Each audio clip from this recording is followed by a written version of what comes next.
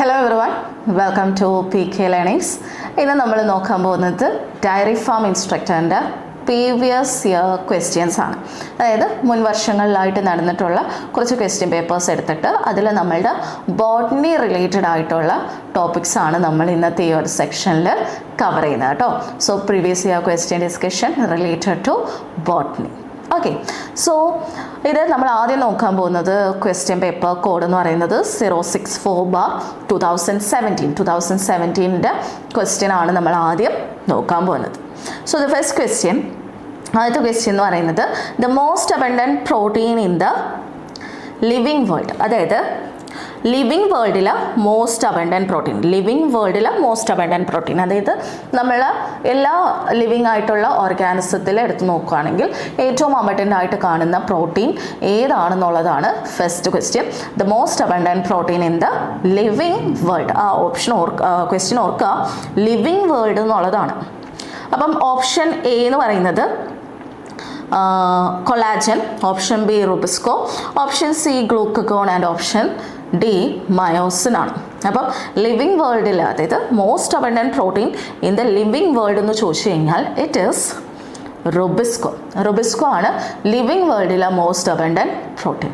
അപ്പം living world എന്ന് ഞാൻ എടുത്തു പറയാൻ കാരണമുണ്ട്. അതായത് നമ്മളിപ്പം കൊളാജൻ കണ്ടില്ലേ, കൊളാജൻ നോക്കുകയാണെങ്കിൽ അത് അനിമൽസിൽ, അതായത് കിങ്ഡം അനിമേലിയ അല്ലെങ്കിൽ അനിമൽ കിങ്ഡത്തിലെ മോസ്റ്റ് അബണ്ടൻറ്റ് പ്രോട്ടീൻ എന്ന് പറയുന്നത് കൊളാജനാണ്. അതുകൊണ്ടാണ് ഈ ക്വസ്റ്റ്യൻ മാറിപ്പോകാതിരിക്കാനാണ് ഞാൻ എടുത്ത് പറഞ്ഞത്. ലിവിങ് വേൾഡിലെ മോസ്റ്റ് അബണ്ടൻറ്റ് പ്രോട്ടീൻ ഏതാണെന്ന് ചോദിച്ചു കഴിഞ്ഞാൽ അത് ഏതാണ്? റുബിസ്കോ ആണ്. Okay, rubisco is the most abundant protein in the living world. അപ്പം റുബിസ്കോയുടെ ഫുൾ ഫോം നമുക്കൊന്ന് നോക്കാം. അതായത് it is ribulose bisphosphate carboxylase oxygenase ആണ്.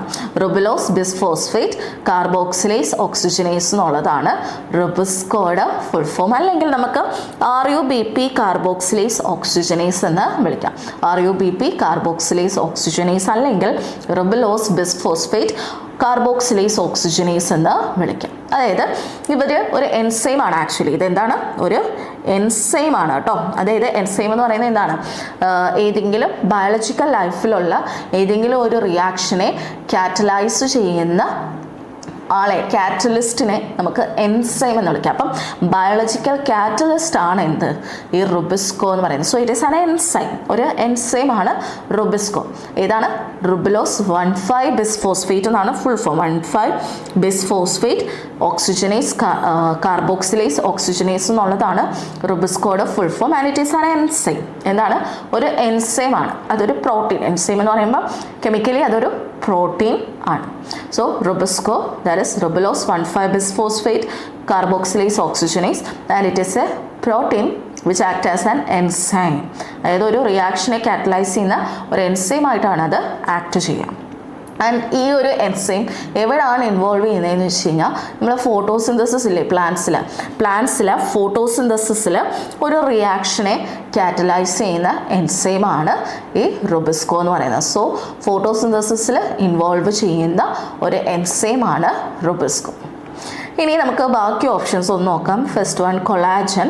കൊളാജൻ എന്ന് പറയുന്നത് നമ്മളുടെ അനിമൽ കിങ്ഡത്തിൽ അല്ലെങ്കിൽ അനിമൽസിൽ മോസ്റ്റ് അബണ്ടൻറ്റ് പ്രോട്ടീൻ ആണ് കൊളാജൻ എന്ന് പറയുന്നത്. അടുത്ത ഓപ്ഷൻ വന്നത് മയോസിൻ ആയിരുന്നു. മയോസിൻ എന്ന് പറയുന്നത് നമ്മൾ മസിലില്ലേ, മസിലിൽ മൂവ്മെൻറ്റിനെ ഹെൽപ്പ് ചെയ്യുന്ന ഒരു പ്രോട്ടീനാണ്. So it is a motor protein. അതായത് നമ്മളുടെ മസിൽസിൽ കാണുന്ന ഒരു മോട്ടോർ പ്രോട്ടീൻ അല്ലെങ്കിൽ മൂവ്മെൻറ്റിൽ ഇൻവോൾവ് ചെയ്യുന്ന ഒരു പ്രോട്ടീനാണ് myosin. And the last one is glucagon.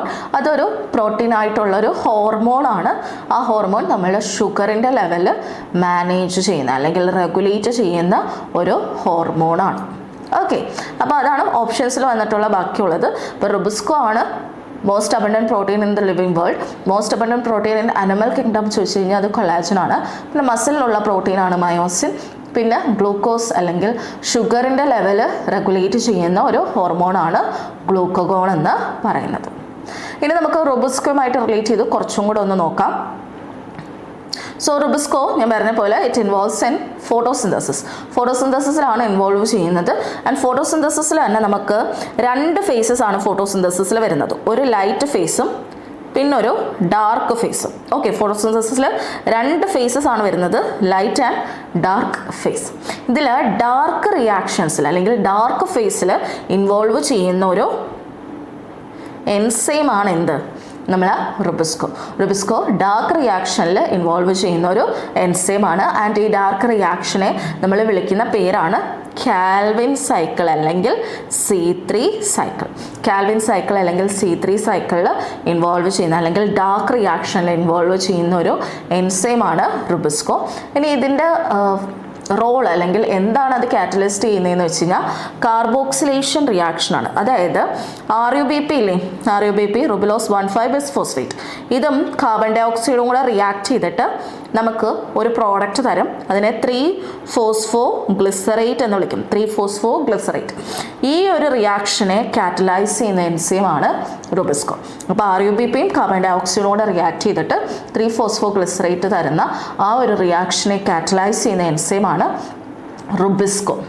ഇനി ഇതിൽ കാർബോക്സിലേഷൻ ആണ് നടത്തുന്നത്. സോ ഇതിൽ ഈ റുബിസ്കോയിൽ നമ്മൾ കണ്ടു കാർബോക്സിലേസും ഓക്സിജനേസും ഉണ്ട്. അതിൽ കാർബോക്സിലേസ് മാത്രമാണ് ഈ ഒരു റിയാക്ഷനിൽ ഇൻവോൾവ് ചെയ്യുക. ഓക്സിജനേസ് എന്ന് പറയുമ്പോൾ ഓക്സിജൻ ആഡ് ചെയ്യുന്ന റിയാക്ഷനിൽ വരുന്നതാണ്. സോ ഈ എൻസൈമിന് 2 റിയാക്ഷനെയും കാറ്റലൈസ് ചെയ്യാൻ പറ്റും. കാർബോക്സിലേഷൻ റിയാക്ഷനെയും ഓക്സിജനേഷനെയും ഇതിനെ കാറ്റലൈസ് ചെയ്യാൻ പറ്റും.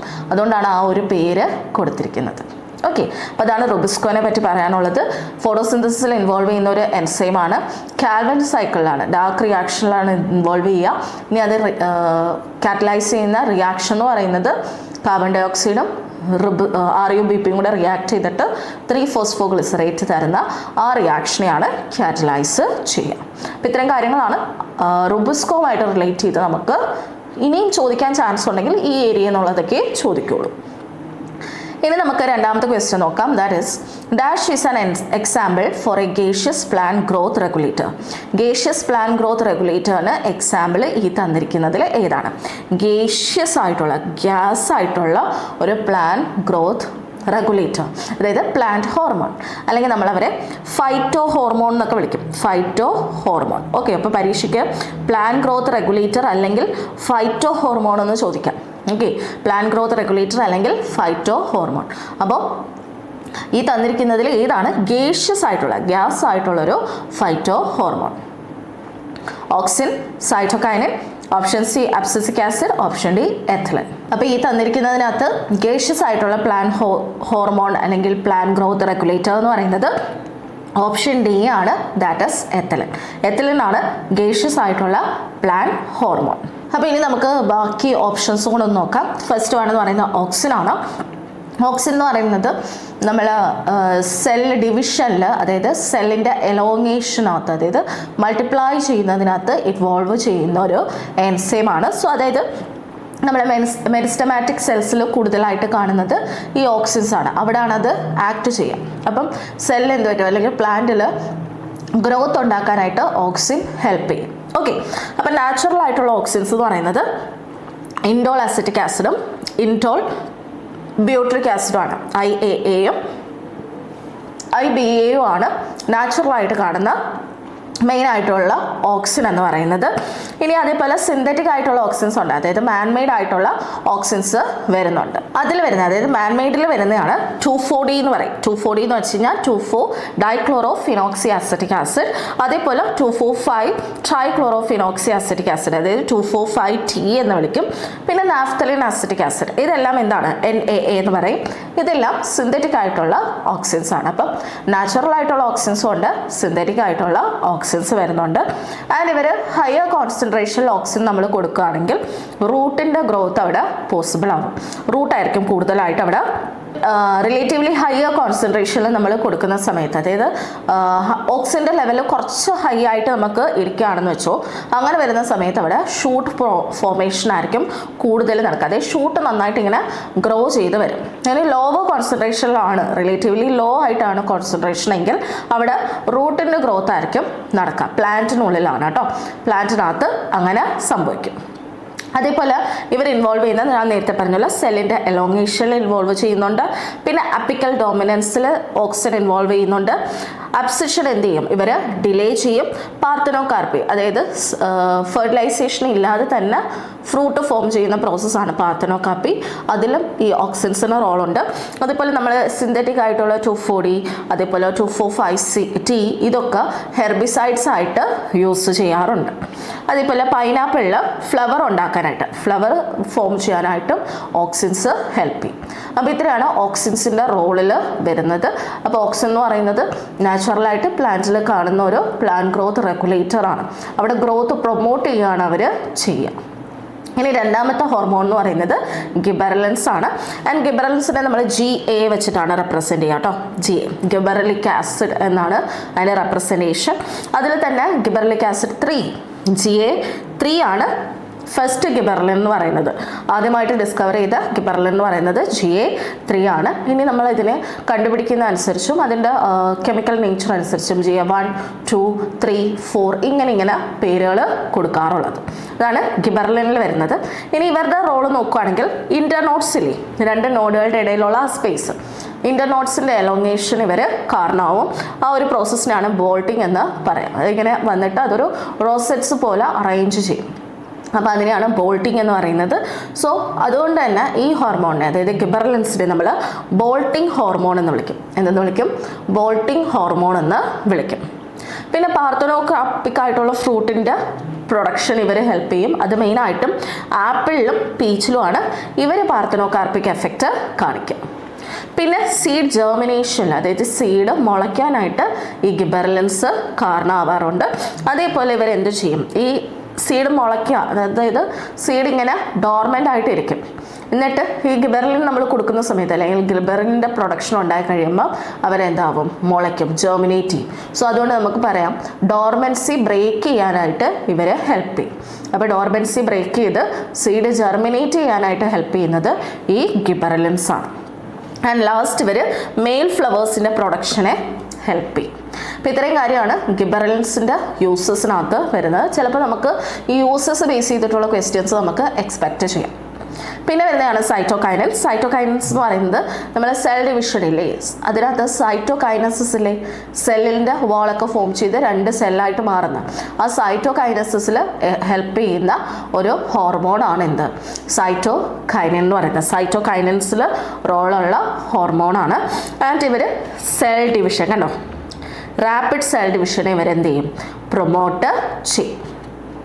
ഇനി ഇവരുടെ അടുത്ത റോൾ എന്ന് പറയുന്നത് ലാറ്ററൽ ബഡ്സില്ലേ, ലാറ്ററൽ ബഡ്സിൻ്റെ ഗ്രോത്തിനെ ഇവരെന്ത് ചെയ്യും, പ്രൊമോട്ട് ചെയ്യും.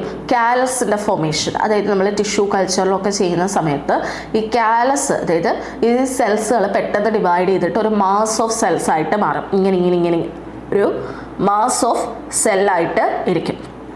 അതായത് ടിഷ്യൂ കൾച്ചറിൽ വരുന്നതാണ്. ഇതിനെയാണ് നമ്മൾ കാലസ് എന്ന് വിളിക്കുക. അപ്പോൾ ഈ കാലസിൻ്റെ ഫോർമേഷനും അതിൽ നിന്ന് ഷൂട്ട് ഉണ്ടായി വരാനായിട്ടും സൈറ്റോകൈനിനെ ഹെൽപ്പ് ചെയ്യും. വെറാസ് ഈ കാലസിൻ്റെ ഫോർമേഷന് ഓക്സിനും ഹെൽപ്പ് ചെയ്യും.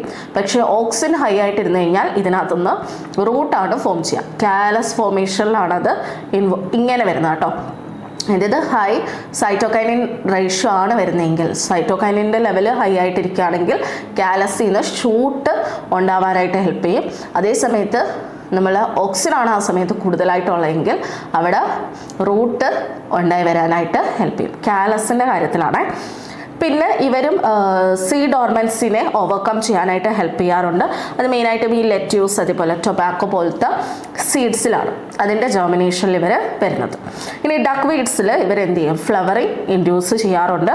അതേപോലെ ക്ലോറോപ്ലാസ്റ്റിൻ്റെ കൺവേർഷൻ അതായത് എറ്റിയോപ്ലാസ്റ്റ് എന്ന് പറയുന്നത് നമ്മൾ പ്രോട്ടോപ്ലാസ്റ്റ് എന്ന് പറയും, എല്ലാത്തിൻ്റെ ഒരു പ്രിക്കേഴ്സറായിട്ട് വരുന്നതാണ്. സോ അത് ക്ലോറോപ്ലാസ്റ്റായിട്ട് മാറാനായിട്ട് ഈ സൈറ്റോകൈനിൻ ഹെൽപ്പ് ചെയ്യാറുണ്ട്. പിന്നെ നമ്മളുടെ പ്ലാന്റ്സ് പ്രൊഡ്യൂസ് ചെയ്യുന്ന ഈ സൊല്യൂട്ട്സ് ഒക്കെ ഇല്ലേ, അവരുണ്ടാകുന്ന സൂക്രോസൊക്കെ ട്രാൻസ്പോർട്ട് ചെയ്ത് കൊണ്ടുപോകാനായിട്ടും ഈ സൈറ്റോകൈനിൻസ് ഹെൽപ്പ് ചെയ്യും. സോ ട്രാൻസ്ലൊക്കേഷനിൽ അവർ ഹെൽപ്പ് ചെയ്യും. സോ ഈ അണ്ടർലൈൻ ചെയ്തേക്കുന്നതാണ് മെയിനായിട്ടും സൈറ്റോകൈനിൻസിൻ്റെ റോള് വരുന്നത്. ഇനി അടുത്തതാണ് എഥിലിൻ. എഥിലിൻ ആണ് നമ്മുടെ ഗേഷ്യസ് ഹോർമോൺ. ഗേഷ്യസ് ഹോർമോൺ എന്ന് പറയുന്നത് ഇതാണ്. എത്തിലിൻ ആണ്. സോ പ്ലാന്റിലുള്ള gaseous hormone is ethylene. And എത്തിലിൻ്റെ എത്തിഫോൺ എന്ന് പറയുന്ന ഒരു ഫോം ഉണ്ട് കേട്ടോ. അത് നമ്മൾ സ്പ്രേ ചെയ്യുകയാണെങ്കിൽ അതെന്താവും, ഈ എത്തിഫോൺ കൺവേർട്ട് ചെയ്ത് എത്തിലിനായിട്ട് മാറും. ഈ എത്തിഫോണിനെയാണ് 2-chloro-ethyl ഫോസ്ഫോണിക് ആസിഡ് എന്ന് വിളിക്കുക. അത്രയും ഓർക്കണ്ട, ഈ എത്തിഫോൺ എന്ന് ഓർത്ത് വെച്ചാൽ ഈ എത്തിഫോൺ കൺവേർട്ട് ചെയ്തിട്ടാണ് എത്തിലിനായിട്ട് മാറുന്നത്. ഇനി എത്തിലിൻ്റെ മെയിൻ റോൾ എന്ന് പറയുന്നത് ഫ്രൂട്ടിൻ്റെ റൈപ്പനിങ്ങിലാണ് അവർ ഇൻവോൾവ് ചെയ്യുന്നത്. റൈപ്പനിങ് ഓഫ് ഫ്രൂട്ടിലാണ് ഇവർക്ക് റോള് ഉള്ളത്. അതേപോലെ ഇവർ പിന്നെ കുറച്ച് സീഡ്ലിങ്സിലെ കുഞ്ഞ് സീഡ്ലിങ്സിനകത്ത് ഇവർക്ക് കുറച്ച് റോള് ഉണ്ട്. അതിനെയാണ് നമ്മൾ ട്രിപ്പിൾ റെസ്പോൺസ് എന്ന് പറയാം. അതെന്താണെന്ന് വെച്ച് കഴിഞ്ഞാൽ ഈ സീഡ്ലിങ്സിൽ അവർ സ്റ്റെമ്മ് നീണ്ടു വരാനായിട്ട് ഇവരെ ഹെൽപ്പ് ചെയ്യും.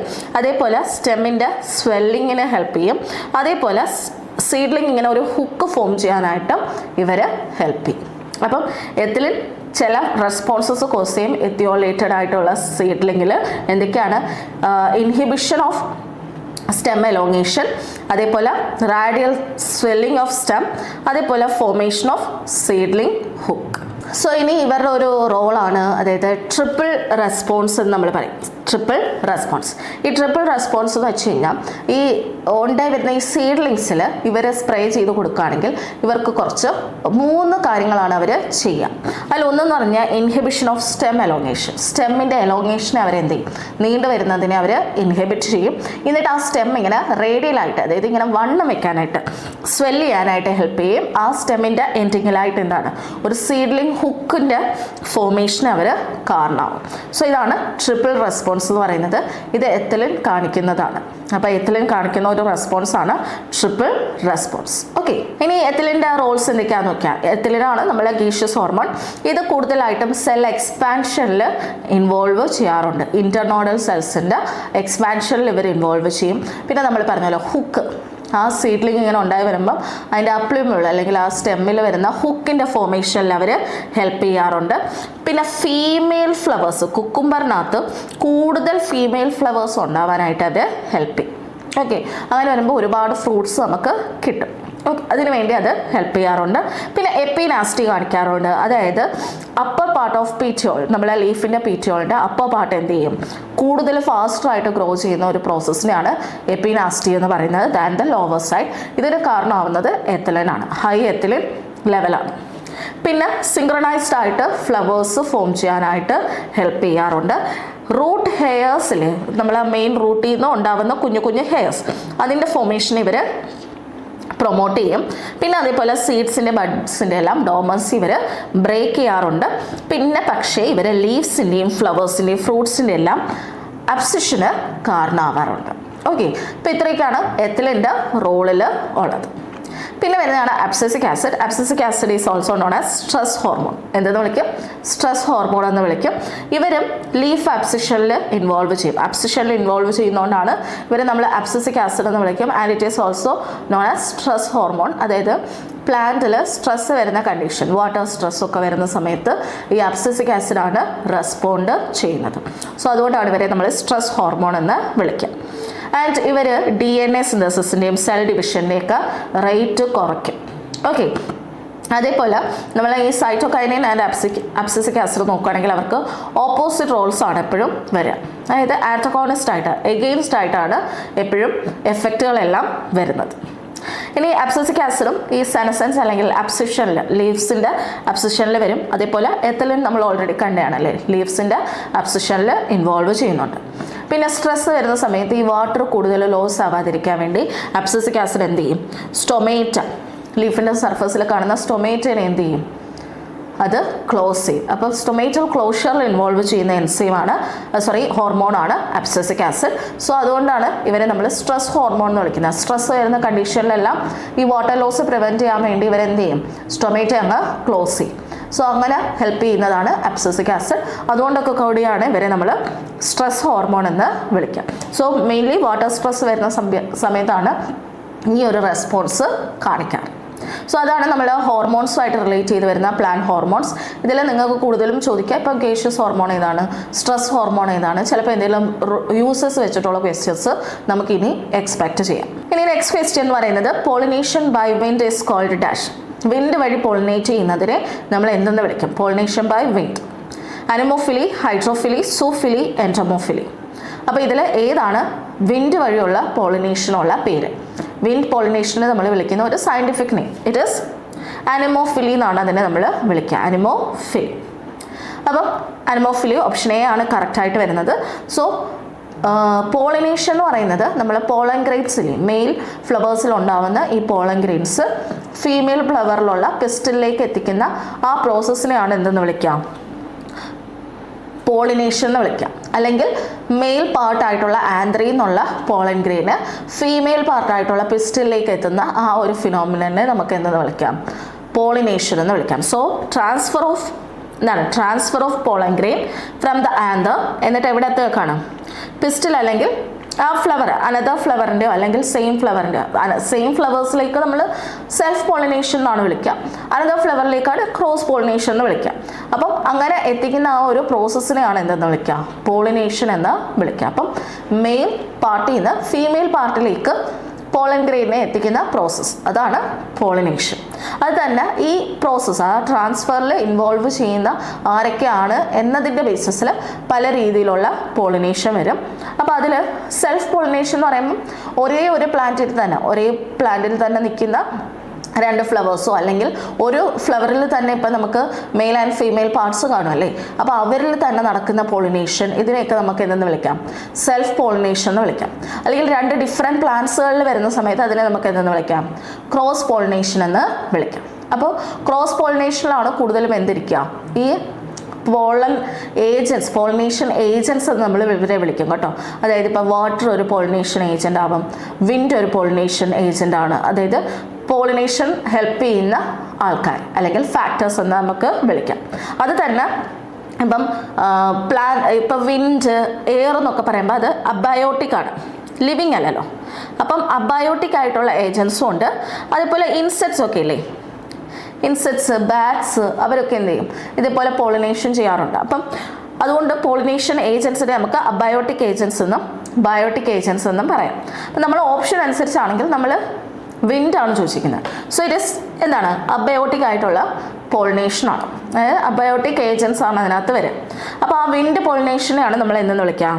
അനിമോഫിലി എന്ന് വിളിക്കാം. അനിമോഫിലി എന്ന് പറയുമ്പോൾ എയർ വഴിയാണ് അല്ലെങ്കിൽ വിൻഡ് വഴിയാണ് പോളിനേഷൻ നടക്കുന്നത്. അപ്പോൾ എന്തായിരിക്കും? വിൻഡ് വഴി നടക്കണമെങ്കിൽ ആ പോളൻ ഗ്രെയിൻ എന്തായിരിക്കും? ഭയങ്കര ലൈറ്റ് വെയിറ്റ് ആയിരിക്കണം, സ്മോൾ ആയിരിക്കണം, സ്മൂത്ത് ആയിട്ടുള്ള പോളൻ ഗ്രെയിൻ ആയിരിക്കണം. അപ്പോഴാണ് ഈ കാറ്റിലൂടെ പറന്ന് പോയി അടുത്ത ഫ്ലവറിൽ പോയിരിക്കാൻ പറ്റത്തുള്ളൂ. അതേപോലെ ഫ്ലവറിൻ്റെ അകത്തുള്ള സ്റ്റിഗ്മ, ഫീമെയിൽ ഫ്ലവറിൻ്റെ ആ സ്റ്റിഗ്മ ഇല്ലേ, സ്റ്റിഗ്മ എന്തായിരിക്കണം? ഫെദറി ആൻഡ് ലാർജ് ആയിരിക്കണം. കാരണം വിൻഡിൽ കൂടെ വരുന്ന സാധനത്തിനെ പിടിച്ചു വെക്കണ്ടേ. സോ അതുകൊണ്ട് ഫെദറി ആൻഡ് ലാർജ് ആയിരിക്കണം. ആൻഡ് ഈ ടൈപ്പ് ഓഫ് പോളിനേഷൻ കാണിക്കുന്ന പ്ലാന്റ്സ് എന്ന് പറയുന്നത് ഗ്രാസസ് ഉണ്ട്, മെയ്സ്, മൾബറി, ഹേസലൊക്കെ ഈ ടൈപ്പ്, അതായത് വിൻഡ് പോളിനേഷൻ വഴി പോളിനേഷൻ നടക്കുന്ന പ്ലാന്റ്സ് ആണ്. ഏതൊക്കെയാണ്? ഗ്രാസ്, മെയ്സ് ഒക്കെയാണ് മെയിനായിട്ട് ഓർത്ത് വെക്കേണ്ടത് കേട്ടോ. നമുക്ക് ചോദിക്കാൻ ചാൻസ് ഉള്ളത് ഗ്രാസും മെയ്സും ഒക്കെയാണ്. അപ്പോൾ അതാണ് അനിമോഫിലി, വിൻഡ് പോളിനേഷൻ. അടുത്തതാണ് ഹൈഡ്രോഫിലി. അതെന്താണ്? വാട്ടർ പോളിനേഷനാണ്, വാട്ടറിലൂടെ ഉണ്ടാകുന്ന പോളിനേഷനാണ്. സോ ഹൈഡ്രോഫിലി എന്നാൽ നമുക്ക് മെയിനായിട്ടും രണ്ട് ടൈപ്പ് ഉണ്ട്, ഹൈപ്പോ ഹൈഡ്രോഫിലിയും അതേപോലെ ഐപ്പോ ഹൈഡ്രോഫിലിയാണ് കേട്ടോ. ഹൈപ്പോ ഹൈഡ്രോഫിലിയും അതേപോലെ എപ്പി ഹൈഡ്രോഫിലിയും. ഹൈപ്പോ എന്ന് പറയുമ്പം hypo and എപ്പി.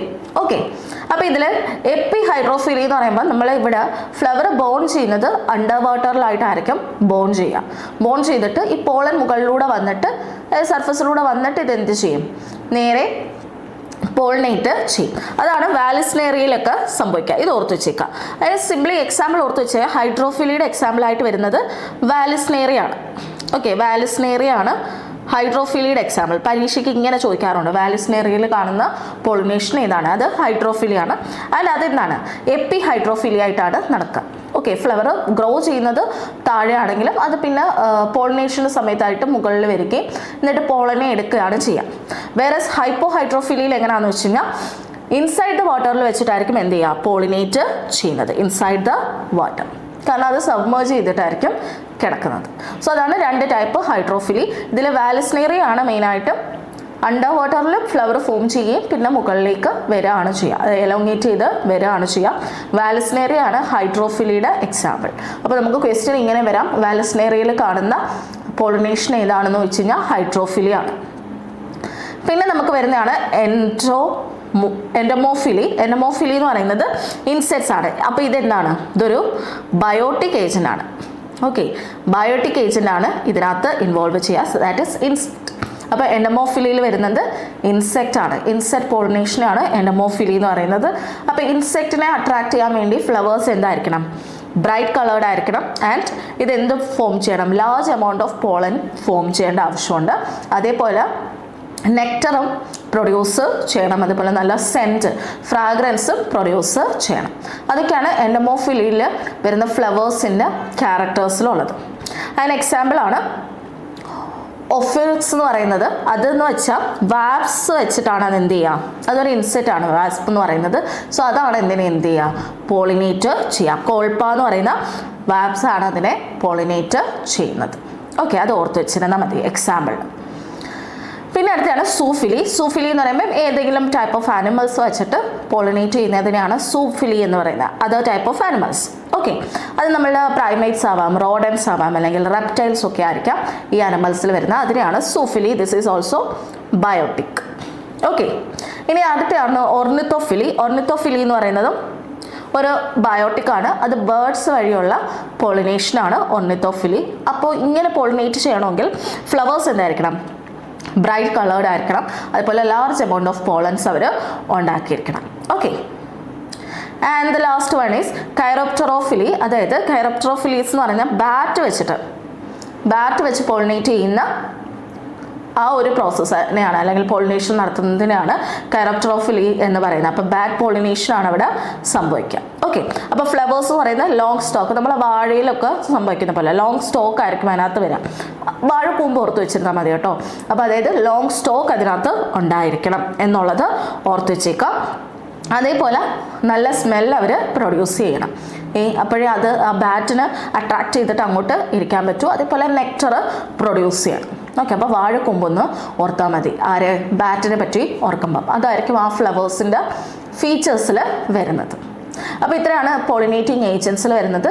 Biotic and abiotic agents വരുന്നുണ്ട്. ഇനി next question, the cell organelle known as power house of the cell. Power house of the cell എന്ന് പറയുന്നത് ഇതിൽ ഏതാണ്? Ribosome, mitochondria, endoplasmic reticulum, lysosome. It is power house of the cell എന്ന് പറയുന്നത് ഏതാണ്? Power house എന്ന് പറയുന്നത് mitochondria ആണ്. Power house of the cell is mitochondria. അപ്പോൾ നമുക്ക് organelles and the alternate name അല്ലെങ്കിൽ നിക് നെയിംസ് നോക്കാം. Power house of the cell mitochondria ആണ്. കിച്ചൺ ഓഫ് പ്ലാന്റ് സെൽ എന്ന് പറയുന്നത് ക്ലോറോപ്ലാസ്റ്റ് ആണ്. പിന്നെ നമ്മൾ ബ്രെയിൻ ഓഫ് ദ സെൽ അല്ലെങ്കിൽ control centre of the cell എന്ന് പറയുന്ന ന്യൂക്ലിയസ് ആണ്. Protein factory of the cell എന്ന് പറയുന്ന റൈബോസോം ആണ്. പിന്നെ ട്രാഫിക് പോലീസ്, പോസ്റ്റ് ഓഫീസ് അല്ലെങ്കിൽ സോർട്ടിംഗ് സെൻറ്റർ എന്നൊക്കെ പറയുന്നത് ഗോൾഗി ബോഡിയാണ്. പിന്നെ വരുന്നതാണ് suicidal bag, janitor of the cell, scavenger of the cell, cellular house keepers, demolition squad എന്നൊക്കെ പറയുന്നത് ലൈസോസോമിനെയാണ്. And last store house of the cell എന്ന് പറയുന്നത് വാക്യൂളാണ്. അപ്പം അല്ലെങ്കിൽ storage bag of the cell എന്നൊക്കെ പറയുന്നത് വാക്യൂളിനെയാണ്. അപ്പോൾ ഈ ഓർഗനൽസും അവരുടെ ഓൾട്ടർനേറ്റ് നെയിം അല്ലെങ്കിൽ നിക് നെയിംസും പഠിച്ചു വെച്ചേക്കാം. എന്താണ് അവരെ നമ്മൾ വിളിക്കുക എന്നുള്ളത് പഠിച്ചു വെച്ചോളും. ഇനി അടുത്ത ക്വസ്റ്റ്യൻ എന്ന് പറയുന്നത്, plant growing in dry habitat are called dash. Dry ഹാബിറ്റാറ്റിൽ സർവൈവ് ചെയ്യുന്ന പ്ലാന്റ്സിനെ നമ്മൾ വിളിക്കുന്ന പേരെന്താണ്? ഡ്രൈ ഹാബിറ്റാറ്റിൽ സർവൈവ് ചെയ്യുന്നത് സിറോഫൈറ്റ്സ്, ലിതോഫൈറ്റ്സ്, മീസോഫൈറ്റ്സ്, ക്രൈസോഫൈറ്റ്സ്. ഇതിൽ ഡ്രൈ ഹാബിറ്റാറ്റിന് സർവൈവ് ചെയ്യുന്നവരെ നമ്മൾ സിറോഫൈറ്റ്സ് എന്ന് വിളിക്കും. സിറോഫൈറ്റ്സ്. അപ്പോൾ ഇനി നമുക്ക് ബാക്കി ഓപ്ഷൻ കൂടെ നോക്കാം. മീസോഫൈറ്റ്സ് എന്ന് വെച്ച് കഴിഞ്ഞാൽ യൂഷ്വലി നമ്മൾ ലാൻഡിൽ സർവൈവ് ചെയ്യുന്ന under medium climatic condition usual നമ്മളുടെ ഇവിടെയൊക്കെ കാണുന്നത് എന്താണ്? മീസോഫൈൽസ് ആണ്. ഹൈഡ്രോഫൈൽസ് എന്ന് പറയുമ്പോൾ നമുക്കറിയാം വാട്ടറിൽ സർവൈവ് ചെയ്യുന്നവരാണ് ഹൈഡ്രോഫൈൽസ്. ഹൈഡ്രിലൊക്കെ അതിന് എക്സാമ്പിളാണ്.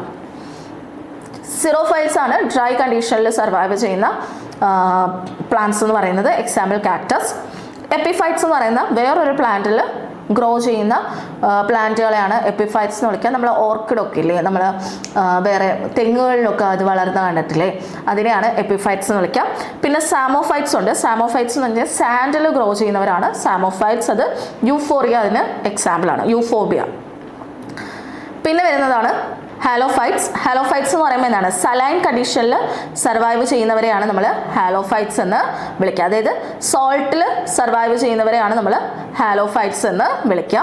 അത് റൈസോഫോറയാണ് അതിന് എക്സാമ്പിൾ. ലിതോഫൈറ്റ്സ് എന്ന് പറയുമ്പോൾ എന്താണ്, റോക്കിൽ സർവൈവ് ചെയ്യുന്നവരെയാണ് ലിതോഫൈൽസ് എന്ന് നമ്മൾ വിളിക്കുന്നത്. റോക്കിൽ വരുന്നവരെയാണ് ലിതോഫൈൽസ് എന്ന് വിളിക്കുക. ഫേൺസ് ഒക്കെ അങ്ങനെ വരുന്നതാണ്. ആൻഡ് മോസ്റ്റ് ഓഫ് ദ പിന്നെ പാരസൈറ്റ്സും ഉണ്ട് കേട്ടോ. അതായത് വേറെ ഓർഗാനിസത്തിൽ ഗ്രോ ചെയ്തിട്ട് അവരെ നശിപ്പിക്കുന്നതാണ് പാരസൈറ്റിക് പ്ലാന്റ് എന്ന് വിളിക്കാം.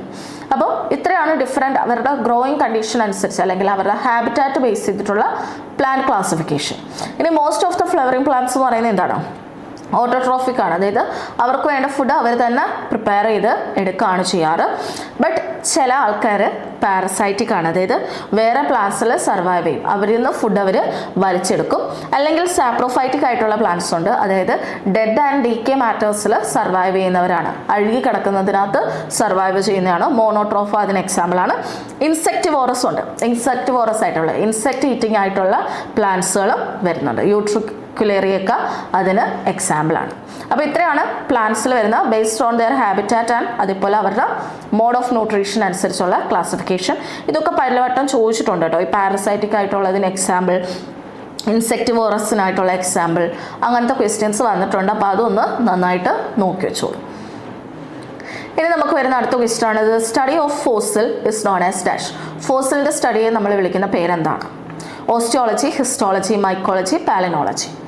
അതായത് ഫോസിലിൻ്റെ സ്റ്റഡിയെ നമ്മൾ വിളിക്കുന്ന പേരാണ് പാലിനോളജി. പാലിനോളജി എന്നാണ് നമ്മൾ ഫോസിൽ സ്റ്റഡീനെ പറയുന്നത്.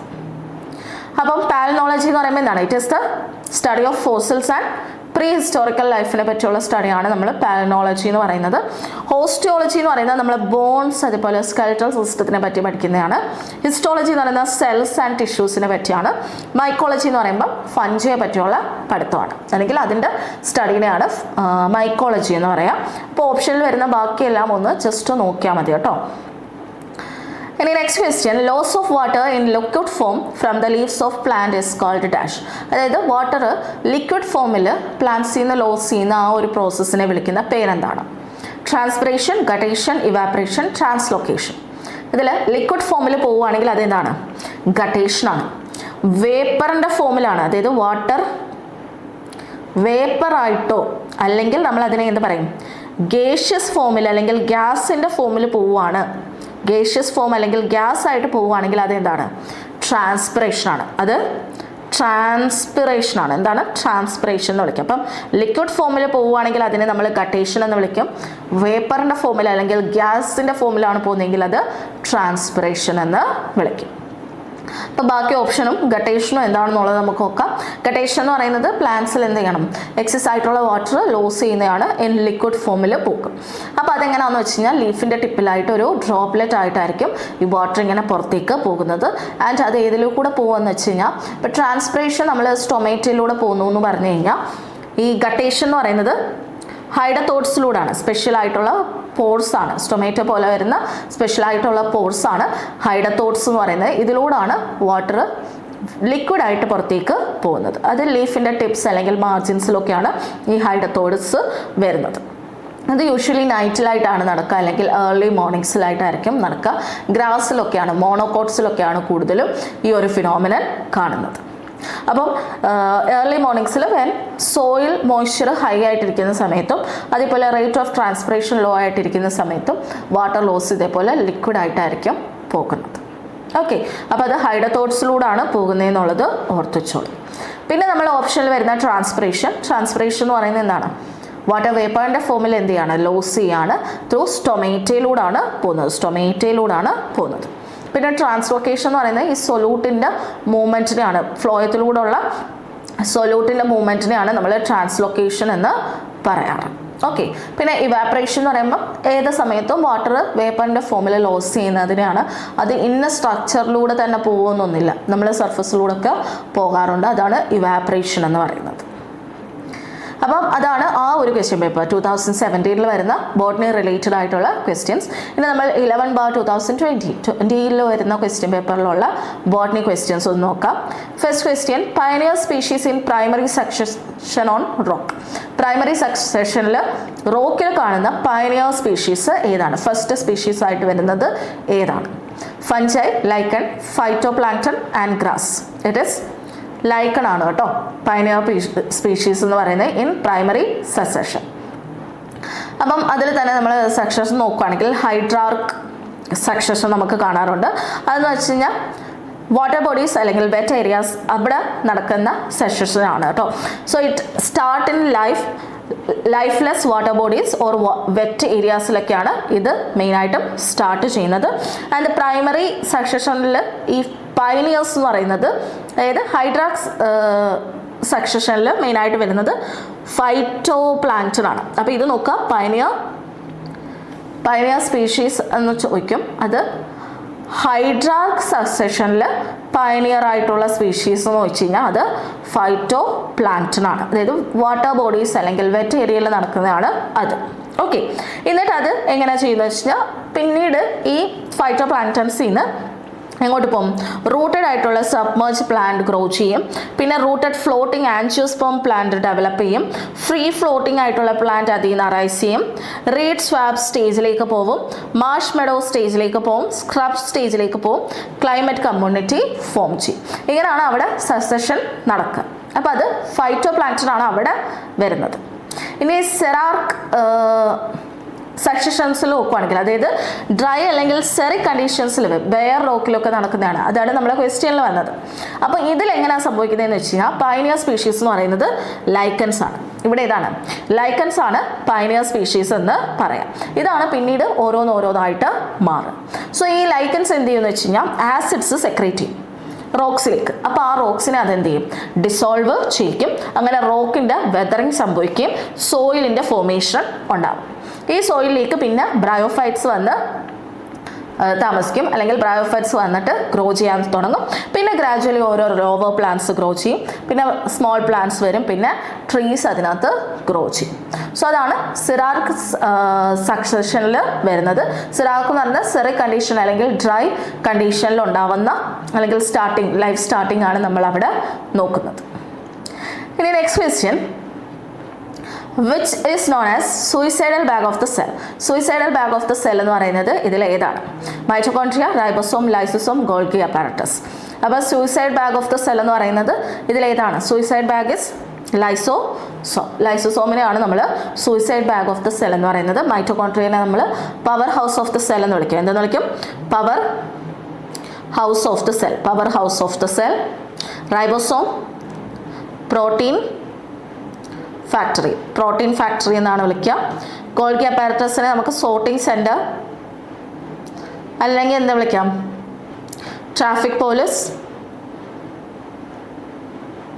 അല്ലെങ്കിൽ നമുക്ക് എന്താ വിളിക്കാം? പോസ്റ്റ് ഓഫീസ് എന്ന് വിളിക്കാം, അല്ലെ? Post office of the cell. ഇതൊക്കെയാണ് ഗോൾഗി അപ്പാരറ്റസ് അല്ലെങ്കിൽ Golgi body. So suicidal bag എന്ന് പറയുന്നത് ലൈസോസോം ആണ്. അപ്പോൾ power house of the cell എന്ന് പറയുന്നതാണ് നമ്മൾ ribosome, which is known as the power house of the cell. Kitchen of plant cell chloroplast. Brain of the cell അല്ലെങ്കിൽ control centre of the cell ആണ് nucleus. Protein factory of the cell ആണ് ribosome. Golgi ബോഡീനെയാണ് traffic police of the cell, post office of the cell, sorting centre of the cell എന്നൊക്കെ വിളിക്കുക.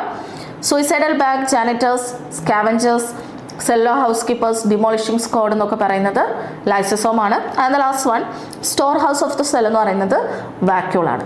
So ഇതിൽ നിന്ന് നിങ്ങൾക്ക് മനസ്സിലായ ഒരു കാര്യം എനിക്കിപ്പോൾ തോന്നുന്നു. അതായത് നമ്മൾ 2 ക്വസ്റ്റ്യൻ പേപ്പറിൽ വരുന്ന ഏതാണ്? Cell organelles. അതിൻ്റെ നിക് നെയിംസ് ചോദിക്കാറുണ്ട്. അപ്പം ദിസ് ഈസ് വെരി ഇമ്പോർട്ടൻ്റ് ആയിട്ടുള്ള ഒരു ഏരിയ ആണ്. വളരെ ഇമ്പോർട്ടൻ്റ് ആണ് സെൽ ഓർഗനൽസ്. അവരുടെ ഓൾട്ടർനേറ്റ് അല്ലെങ്കിൽ നിക് നെയിംസ് എന്ന് പറയുന്നത് നമുക്ക് ഏറ്റവും കൂടുതൽ ചോദിക്കാൻ ചാൻസ് ഉള്ളൊരു ഏരിയ ആണത്. ഇനി അടുത്ത ക്വസ്റ്റ്യൻ ആണ്, name the stage of meiosis. മിയോസിസിലെ ഏത് സ്റ്റേജിലാണ് in which crossing over take place? Crossing over നടക്കുന്നത് ഏത് ഫേസസിൽ വെച്ചിട്ടാണെന്നാണ് ഈ ഒരു ക്വസ്റ്റ്യൻ. നെയിം ദ സ്റ്റേജസ് അല്ലെങ്കിൽ name the stage of meiosis in which crossing over take place. Crossing over നടക്കുന്നത് ഏത് ഫേസിലാണ്? ഇറ്റ് ഈസ് ഡി നമ്മൾ ഡി ഫേസിലാണ് അതായത് നടക്കുന്നത്, അതായത് നമ്മളുടെ പാക്കറ്റീൻ ഫേസിലായിട്ടാണ് നടക്കുക. സോ നമുക്ക് ഓരോ ഫേസസ് ആയിട്ട് നോക്കാം. First one is leptotene. ലെപ്റ്റോട്ടീനെ നമ്മൾ ഫ്ലവർ ബൊക്കെ സ്റ്റേജ് എന്ന് വിളിക്കും. അതായത് ഇവിടെ ക്രോമസോം എങ്ങനെയാണ്, ഒരു ബാസ്ക്കറ്റ് ലൈക്ക് അറേഞ്ച്മെന്റ് ആയിരിക്കും വരിക. ടെലോമിയേഴ്സിനെ ഒന്നിച്ച് ചേർന്നിട്ട് ഒരു ബാസ്ക്കറ്റ് ലൈക്ക് അറേഞ്ച്മെന്റ് ആയിട്ടാണ് വരിക. അതാണ് ലെപ്റ്റോട്ടീൻ. പിന്നെ സൈക്കോട്ടീൻ എന്ന് പറയുമ്പോൾ പെയറിംഗ് ടുഗദർ ആണ് അവിടെ നടക്കുക. അതായത് ക്രോമസോം എന്ത് ചെയ്യും, സ്റ്റാർട്ട് ചെയ്യും. ഈ ഹോമോലോഗസ് ക്രോമസോംസ് ഇങ്ങനെ സ്റ്റാർട്ട് ചെയ്ത് അലൈൻ ചെയ്ത് നിൽക്കാൻ തുടങ്ങും സൈഡ് ബൈ സൈഡ്. അതിനെയാണ് നമ്മൾ സിനാപ്സിസ് എന്ന് വിളിക്കുക. അടുത്തത് പറയുന്നത് ആൻഡ് ഇവിടെ വെച്ചിട്ട് സച്ച് ക്രോമസോം നമ്മൾ പറഞ്ഞു ഹോമോലോഗസ് ക്രോമസോംസ് ആണ് അവിടെ പെയർ ചെയ്യുന്നത്. അങ്ങനെ പെയർ ചെയ്ത് കഴിയുമ്പോഴത്തേക്കിന് അവരെന്ത് ഫോം ചെയ്യും, ഒരു കോംപ്ലക്സ് സ്ട്രക്ചേഴ്സ് ഫോം ചെയ്യും. അതിനെയാണ് സിനാപ്റ്റോനീമൽ കോംപ്ലക്സ് എന്ന് വിളിക്കുക. അതാണ് ആ പെയറിങ്ങിന് സ്റ്റെബിലിറ്റി പ്രൊവൈഡ് ചെയ്യുന്നത്. അങ്ങനെ ഇങ്ങനെ പെയർ ചെയ്ത് നിൽക്കുന്ന ആ സ്ട്രക്ചറിനെയാണ് നമ്മൾ ബൈവാലന്റ് എന്ന് വിളിക്കുക, അല്ലെങ്കിൽ ടെട്രാഡ് എന്ന് വിളിക്കും. ക്രോമസോം ടെട്രാഡ് അല്ലെങ്കിൽ ബൈവാലന്റ് ക്രോമസോം എന്ന് വിളിക്കും. ഇനി അടുത്ത വരുന്ന സ്റ്റേജാണ് പാക്കറ്റിൻ. പാക്കറ്റിൻ സ്റ്റേജിൽ എന്താണ് സംഭവിക്കുക, റീകോമ്പിനേഷൻ അവിടെ അപ്പിയർ ചെയ്യും. അതായത് റീകോമ്പിനേഷൻ നോഡ്യൂൾ അവിടെ അപ്പിയർ ചെയ്യും. ആൻഡ് ഇവിടെ എന്താ സംഭവിക്കുക, നോൺ സിസ്റ്റർ ക്രോമാറ്റിഡ്സിൽ എന്ത് ഈ സൈറ്റിൽ വെച്ചിട്ടായിരിക്കും, ഈ റീകോമ്പിനേഷൻ നോഡ്യൂളിൽ വെച്ചിട്ടായിരിക്കും എന്ത് നടക്കുക, ക്രോസിംഗ് ഓവർ നടക്കാൻ പോകുന്നത്. ഓക്കെ, അതായത് 2 ഡിഫറെൻറ്റ് ഹോമോലോഗസ് ക്രോമസോംസ് എന്ത് ചെയ്യും, നോൺ സിസ്റ്റർ ക്രോമാറ്റിഡ്സ് പരസ്പരം എന്ത് ചെയ്യും, ക്രോസ് ചെയ്യാനായിട്ട് വരുന്നത് ഈ ഒരു സ്ഥലത്താണ്, റീകോമ്പിനേഷൻ നോഡ്യൂളിൽ വെച്ചിട്ടായിരിക്കും നടക്കുക. ആൻഡ് ക്രോസിംഗ് ഓവറിൽ ഒരു എൻസൈം മീഡിയേറ്റഡ് ആയിട്ടുള്ള പ്രോസസ്സാണ്. ആൻഡ് ഇതിനെ നമ്മൾ കാറ്റലൈസ് ചെയ്യുന്ന എൻസൈമാണ് റീകോമ്പിനേസ് എന്ന് പറയുന്നത്. അപ്പോൾ അതാണ് പാക്കറ്റീനിൽ സംഭവിക്കുക. അപ്പോൾ പാക്കറ്റീനിലായിട്ട് റീകോമ്പിനേഷൻ നോഡ്യൂളിൻ്റെ ഫോർമേഷൻ അവിടെ ഉണ്ടാവും. ഈ റീകോമ്പിനേഷൻ നോഡ്യൂളിൻ്റെ ഫോർമേഷനും ആ ക്രോസിംഗ് ഓവറിലും വരുന്നത് ഒരു എൻസൈം ഉണ്ട്. ആ എൻസൈമിനെയാണ് നമ്മൾ റീകോമ്പിനേസ് എന്ന് വിളിക്കുന്നത്. ഇനി അടുത്താണ് ഡിപ്ലോട്ടീൻ. ഡിപ്ലോട്ടീനിൽ എന്താണ് സംഭവിക്കുക, ഈ സിനാപ്റ്റോനീമൽ കോംപ്ലക്സ് എന്ത് ചെയ്യും, ഡിസോൾവ് ചെയ്യും. അതായത് മാറിപ്പോവും. ഓക്കെ, ആൻഡ് അവിടെ ഒരു എക്സ് ഷേപ്പ്, അതായത് ഈ ക്രോമസോംസ് ഇപ്പം ഇങ്ങനെ ഇവിടെ എന്ത് ചെയ്തു, ക്രോസ് ഓവർ ചെയ്തിട്ട് ഇങ്ങനെ എക്സ് ഷേപ്പിൽ ഇവിടെ ഇങ്ങനെ നമുക്ക് കാണാൻ പറ്റും, അടുത്ത ക്രോമസോമും ചേർന്നിട്ട്. അപ്പം എക്സ് ഷേപ്ഡ് സ്ട്രക്ചർ ഇവിടെ കാണാൻ പറ്റും. And are point of attachment of homologous chromosomes അവിടെ വരും. ആൻഡ് ഇതിനെയാണ് നമ്മൾ എന്ന് വിളിക്കുക, കയാസ്മേറ്റ. ആ എക്സ് ഷേപ്ഡ് സ്ട്രക്ചേഴ്സിനെയാണ് നമ്മൾ കയാസ്മേറ്റ എന്ന് വിളിക്കുക. So this X shaped structure which are the point of attachment of homologous chromosome after dissolution of synaptonemal complex is known as the chiasmata. ഇത് സെപ്പറേറ്റ് ആയിട്ട് ഇങ്ങനെ എക്സ് ഷേപ്പിൽ കാണും, ഇതേപോലെ. സോ ഇതിനെയാണ് കയാസ്മേറ്റ എന്ന് നമ്മൾ വിളിക്കുക. ഇനി ലാസ്റ്റ് സ്റ്റേജ് എന്ന് പറയുമ്പം ഡയാകൈനസിസ് ആണ്. അതായത് കയാസ്മേറ്റ എന്ത് ചെയ്യും, ടെർമിനലായിട്ട് മാറും. അങ്ങനെ കയാസ്മേറ്റ അത് ആ ഒരു ക്രോമസോമിൻ്റെ എൻഡിലേക്ക് വരെയും സ്ലിപ്പ് ഓഫ് ചെയ്യുകയും ചെയ്യും. ബൈ ദ എൻഡ് ഓഫ് ഡയാകൈനസിസ് എന്ത് പറ്റും, ന്യൂക്ലിയോലസ് പോലത്തെ സ്ട്രക്ചേഴ്സ് എല്ലാം ഡിസപ്പിയർ ചെയ്യും. ന്യൂക്ലിയർ എൻവലപ്പ് എന്ത് ചെയ്യും, ബ്രേക്ക് ഡൗൺ ചെയ്ത് ഡിസപ്പിയർ ചെയ്യാൻ സ്റ്റാർട്ട് ചെയ്യും. ആൻഡ് ഡയാകൈനസിൽ നിന്ന് നേരെ ഇനി എന്താണ്, മെറ്റാഫേസിലേക്കാണ് പോകുന്നത്. അപ്പോൾ ഈ പറഞ്ഞ ഇത്രയും സ്റ്റേജസും എന്താണ്, മിയോസിസ് 1 പ്രോഫേസ് 1 വരുന്ന സബ് സ്റ്റേജസ് ആണ് ഈ പറഞ്ഞതെല്ലാം. ഇത് കഴിഞ്ഞിട്ട് വരുന്നതാണ് മെറ്റാഫേസ്. Okay, metaphase 1. അപ്പം മിയോസിസ് 1 വെച്ചിട്ടാണ് എന്ത് നടക്കുന്നത്, ക്രോസിംഗ് ഓവർ നടക്കുന്നത്. ഓക്കെ, അതിൽ prophase 1. Next question, pond scum is a common name of dash. ഈ തന്നിരിക്കുന്നതിൽ ഏതിൻ്റെ കോമൺ നെയിമാണ് pond scum? Sargassum, anabaena, nostoc, spirogyra. It is സ്പൈറോഗൈറയുടെ ഓൾട്ടർനേറ്റ് നെയിമാണ് പോണ്ട് സ്കാം എന്ന് പറയുന്നത്. അപ്പോൾ നമുക്ക് കുറച്ച് ആൽഗയും അവരുടെ കോമൺ നെയിംസ് നമുക്കൊന്ന് നോക്കാം. So first one, pond scam അല്ലെങ്കിൽ ഗ്രാസ് ഓഫ് ദ വാട്ടർ എന്ന് പറയുന്നതാണ് സ്പൈറോഗൈറ. സീ വീഡ് എന്ന് പറയുന്നതാണ് കെൽപ്പ്. പിന്നെ ഫയർ ആൽഗ എന്ന് പറയുന്നത് അതിൻ്റെ കളർ കൊണ്ടാണ്, ഒരു യെല്ലോ ഓറഞ്ച് കളറാണ് അതിന് വരിക. അതിനെ ഡൈനോഫ്ലാജിലേറ്റ്സ് എന്ന് വിളിക്കും. കില്ലർ ആൽഗയാണ് കൊളർപ്പ എന്ന് പറയും. കൊളർപ്പ ടാക്സിഫോളിയ, കൊളർപ്പ എന്ന് ഓർത്താൽ മതി. സ്നോ ആൽഗയാണ് ക്ലമൈഡോമോണസ് നിവാലിസ്. ക്ലമൈഡോമോണസ് ആണ് സ്നോ ആൽഗ, കാരണം അവർ സ്നോയിൽ സർവൈവ് ചെയ്യുന്നവരാണ്. എന്നിട്ട് സ്നോയ്ക്ക് പർട്ടിക്കുലർ കളേഴ്സ് കൊടുക്കും കേട്ടോ. പിന്നെ സീ ലെറ്റ്യൂസ് എന്ന് പറയുന്നതാണ് ആൽബ. അവരുടെ ഇല കാണുമ്പോൾ അതായത് നമ്മൾ ലെറ്റ്യൂസിൻ്റെ ഇല പോലാണ് ഇവരുടെ സ്ട്രക്ചർ ഇരിക്കുന്നത്. സോ അതുകൊണ്ടാണ് ആൽബേനെ നമ്മൾ സീ ലെറ്റ്യൂസ് എന്ന് വിളിക്കാം. അപ്പോൾ പോണ്ട് സ്കാം എന്ന് പറയുന്നത് സ്പൈറോഗൈറയാണ്. സീ വീഡ് കെൽപ്പാണ്. ഫയർ ആൽഗെ ഡൈനോഫ്ലാജിലേറ്റ്സ് ആണ്. കില്ലർ ആൽഗയാണ് കൊളർപ്പ. സ്നോ ആൽഗയാണ് ക്ലമൈഡോമോണസ്. സീ ലെറ്റ്യൂസ് ആണ് ആൽവ എന്ന് പറയുന്നത്.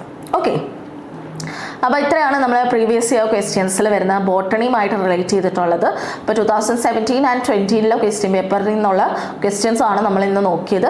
അപ്പോൾ അതിൽ നമുക്ക് ഏകദേശം നോക്കുന്ന സമയത്ത് മനസ്സിലാവും സെൽ ഓർഗനൽസ് റിലേറ്റഡ് ആയിട്ടുള്ള ക്വസ്റ്റ്യൻസ് എപ്പോഴും റിപ്പീറ്റഡ് ആയിട്ട് വരുന്നതാണ്. അപ്പോൾ നിങ്ങൾ പഠിക്കുന്ന സമയത്ത് അതൊക്കെ നന്നായിട്ട് ഫോക്കസ് ചെയ്ത് പോവുക. അപ്പോൾ അടുത്തൊരു സെക്ഷനുമായിട്ട് നമുക്ക് ഉടനെ കാണാം. Thank you everyone.